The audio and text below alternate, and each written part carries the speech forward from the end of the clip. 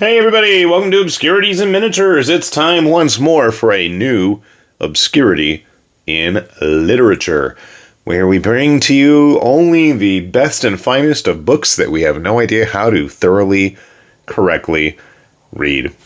And today's book that we don't really know how to read all that well is Ars Minaba, which is a collection of early and developmental work by the very prolific artist Hideo Minaba. And if you're not familiar with his stuff, you've probably played games that he has had his hand in. Most notably, various Final Fantasy games, and these days he spends most of his time working with Cygames doing Granblue Fantasy. Cool thing is, though, for as much Granblue stuff as there is in this book, that's not all it is. And you'll see right away, it is a big, thick book. Which is funny because it's only about 240, 250 pages or so, but the paper quality itself is quite impressive. It's nice, it's thick, it's matte, and it really lets you see a lot of the line work that's on these pages. And I'll admit, I've got quite a few of the Granblue Fantasy archives. I've done a video on a few of them way back when. I believe they've just released like the 8th or 9th one, if not further than that at this point. There's a ton of them. And they're also chock full of Hideo Minaba work. But one of the things that I'm really impressed about this book is I don't see a lot. I mean, there is some, but there's not a lot of crossover in between books. So, as I was saying, because I have another book handy here, a very typically sized art book for Legend of Heroes. What was this one? I forget what Hajimari no Kiseki is called in English, which is another nice little book, but it pisses me off because basically there's not a whole lot on the enemies, but that's a whole different story. And for as many mechs as there are in the game, I really wish there was a bit more than just the characters. That's a whole different story, though. You can see here there is a pretty big difference in size. Now, one of the things I'm not happy about with this book, and I don't often criticize the books that I show off on this, but I was a little bummed out with the binding, actually, for a book this thick. You hear that? It's just a look at that. It's just a glued on paper, and to me, that worries me that it's going to last. I mean, I've got cheaper books for considering the fact that this thing's cover price was almost 5,000 yen, and I mean, given the current conversion rates between various currencies, it's like 155, 160 almost yen to $1, which is pretty darn cheap. But, you know, I feel kind of bad for people that are in Japan who don't have that currency exchange. That ain't cheap. That ain't cheap for a book of this size, this quality, and then to kind of ruin it with sucky binding is a bit of a disappointment. So I'm hoping, fingers crossed, that things stay together quite nicely. But enough rambling about that. Why don't we take a look at some of the work in here? Now, funny thing is, I had seen some complaints on Amazon Japan about the fact that people were disappointed in the very rough nature of this book. And for me personally, that's kind of the reason I wanted it, It's not all the polished, cleaned up stuff. Well, there is some. I feel like this was the cover of something or other at one point. A lot of the stuff we get in this is just straight line work. So these are some of the various jobs in Granblue Fantasy here. And I mean, it's nice to just really get to observe what he's up to in the design work of this stuff, working out all the various sketches. Of course, there's jobs and things in here that I don't even recognize. Somebody had pointed out to me that I had completely forgotten that the female giraffes are much smaller than the male ones. That's on me.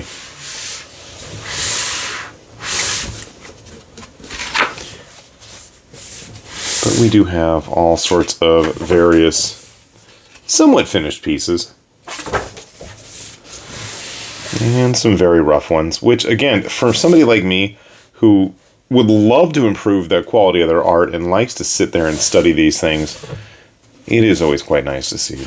Maybe I should get some more of the later Granblue books. Some of the other nice things is we get some of the just background fodder stuff, which all too often does not get the recognition it needs, which is, in fact, what I was kind of annoyed about that Hajimari no Kiseki book that I was just showing you guys earlier, that Legend of Heroes one, kind of neglects showing a lot of the rank-and-file cannon fodder guys.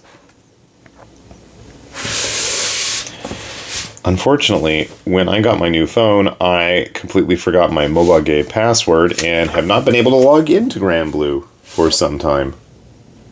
And I'm like, some of these characters look quite familiar, but I can't remember who's who. And there's just some neat designs. I've played the game on and off for I don't know how many years.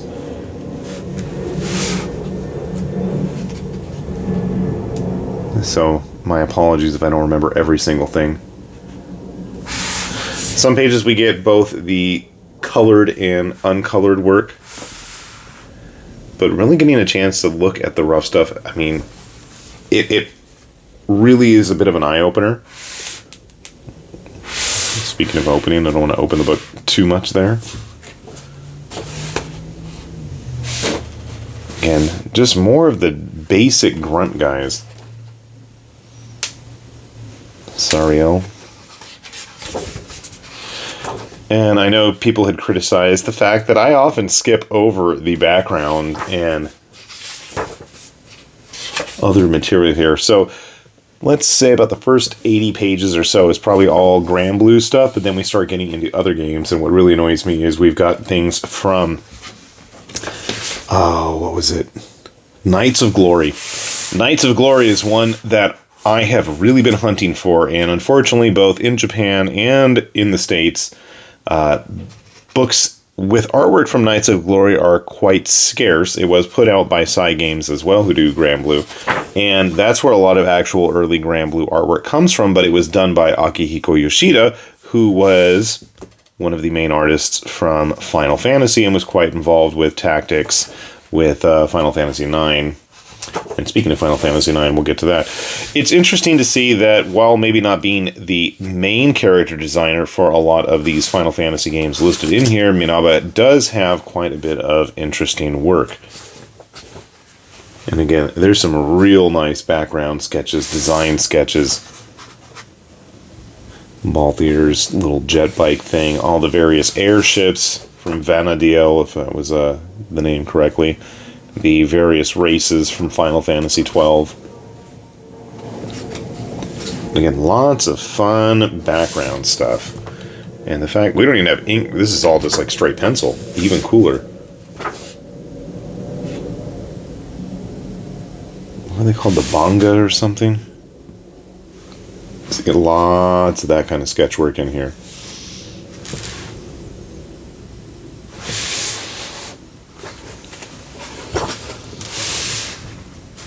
I believe this is still 12 we're looking at, but eventually, or maybe not. Oh, nope, we're in 9 territory now.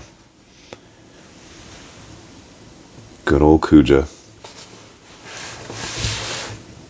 It's kind of neat to see some of the other stuff from 9. 9 is a game I would love to see get updated and touched up for a modern sensibility.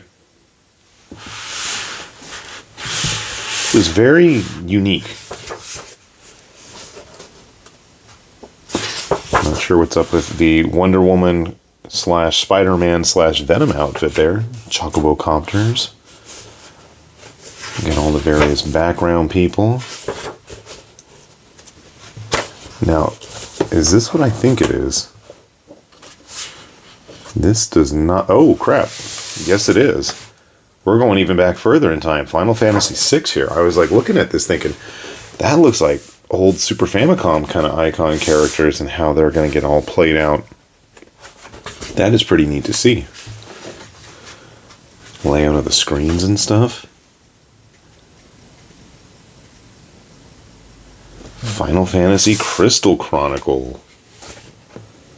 Was that the one on the Switch? Tactics Advance. Oh, crap. Did he do that?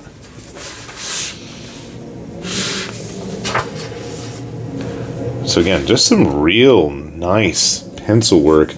The various Races from Tactics Advance. Then we get into a bunch of Square games, Lord of Vermilion, all the various card games out there. This looks like Bravely Second stuff. Yeah, it is. Now this is a real kicker. I was not aware of this. Blue Dragon. That is a name that I haven't heard in a long time. Mistwalker did for the 360 and the 3DS with its super Toriyama Akira designs, which is what I always was figuring was the main selling point. But my goodness, look at those capsule core looking machines here. Even the backgrounds. But now here's where it gets really crazy. I saw this page. I was like, wait a second. That is some serious Toriyama vibes going on here. Which isn't to be all that surprising, considering Toriyama did the main designs for the game. Got a bunch of those. Mecha designs. Enemy design. You gotta have the poop monsters, right? Now this is one that I really didn't expect to see. Now this is a name that I haven't seen in years. Archaic Sealed Heat for the 3DS. Or no, it was a regular DS. I was not aware he did the designs, and I really liked the game's designs.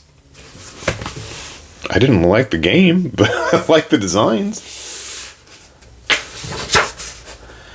And we do have a few full pieces, some nicer, more finished, polished stuff from that game. And I don't think you're going to get any artwork from that game these days. I don't even know if anything was even released for it. It did not sell that well, from my knowledge, at least in the States. And again, you've just got that nice mixture of finished colored pieces versus, you know, or maybe pencil roughs. Mecha designs. You got a little bit of everything in here. Now we're into a totally different game, and I missed that. Crimson Shroud. I don't know if this even got a physical release. Crimson Shroud, if I'm recalling correctly, was the game where it was like a tabletop board game RPG minis simulator. So like the characters were all like little miniatures in the game. I always thought this guy looked like the guy from Last Odyssey or whatever. There was a Wii Mistwalker RPG and like a band of mercenaries. Always looked like his guy. Some of the dungeon tile layouts for Crimson Shroud. And then we're into frickin' Lost Odyssey for the... This says PlayStation 2. I thought it was for the 360. Again, some really nice artwork. I swear it was the 360. I don't care if he says PlayStation 2. I remember it had a really unique style to it. Characters looked a lot different than what was coming out at the time, which is what leads me to think it was predominantly made for the 360. At least I think that's where I played it. I didn't like it. I didn't care for it. Now that is a cool piece.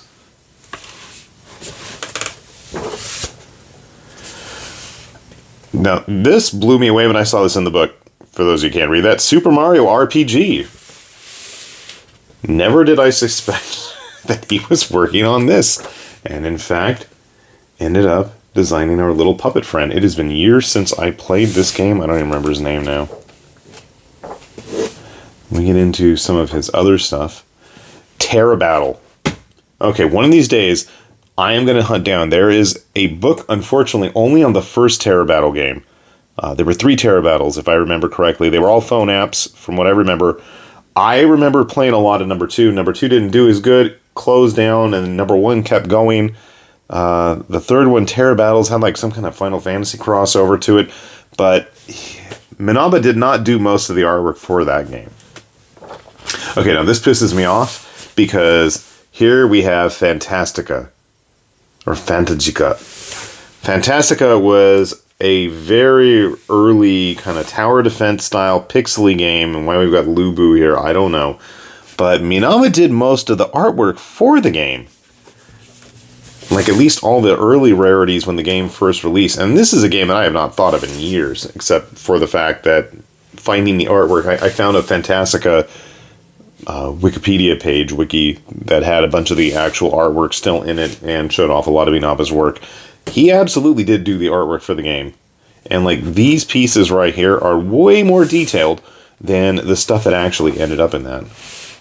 And then we've got like designs. Now this is crazy. For some old PC, Japanese PC, what was it, the PC-88? One of those old like Falcom style RPGs. I did not know he was running around doing character work for those kinds. But even better than the characters, old school enemy designs. Look at these shoulder pads. Oh, Menoth would be jealous. Or some other. Even in color. These scream like late 80s, early 90s. And I am here for it. Great looking stuff. Then we get into a bunch of various notes of his own for game design, character design.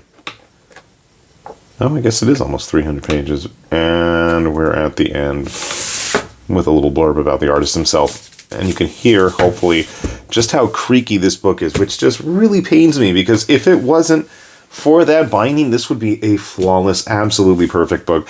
The kind of thing that I like to go back to and flip around through and show off and see new things and enjoy, and take a ton of photos on my phone and try to wholesale draw it over myself and fail miserably at the results. And no, you're not going to get to see them because they're awful. Doesn't mean I'm not going to try. But just a ton of cool stuff in this book. So if you're like me, if you enjoy seeing all the nuts and bolts that really kind of, the imagination and creativity that go into a lot of the things that we kind of take for granted and enjoy, there is absolutely a lot. And I mean, considering this is all coming from one single artist, yes, over a span of many years and decades, but regardless, there's just a lot of cool stuff in here. I mean, I'll admit it. When year did this come out? This is a relatively recent book, if I remember correctly. Yeah, February of 23. Okay, so it's not the newest, but it's relatively new. Anyways, the fact that it's relatively new means you should be able to find a copy for a reasonable price. I would just be wary of, you know, at least if you're getting a used one, hopefully mine is the one with the crappy binding and your guys's will be awesome and flawless and last forever. I mean, mine will probably last a while. Who am I kidding? Because I do tend to try to take good care of these things. But overall, just a really cool book. And with that said then, this has been High Lord Tamberlane with Obscurities and Miniatures, saying thanks for watching, and we will see you back here soon. Bye-bye!